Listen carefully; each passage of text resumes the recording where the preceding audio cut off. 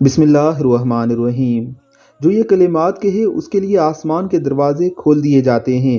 ابن عمر رضی اللہ تعالی عنہ کہتے ہیں کہ ہم رسول اللہ صلی اللہ علیہ وآلہ وسلم کے ساتھ نماز پڑھ رہے تھے کہ جماعت میں سے ایک آدمی نے کہا، اللہ اکبر کبیرہ والحمد للہ کثیرہ وسبحان اللہ بکرۃ واسیلا۔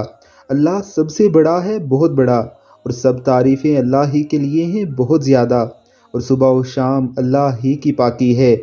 رسول اللہ صلی اللہ علیہ وآلہ وسلم نے فرمایا، اس طرح کے کلمات کہنے والا کون ہے؟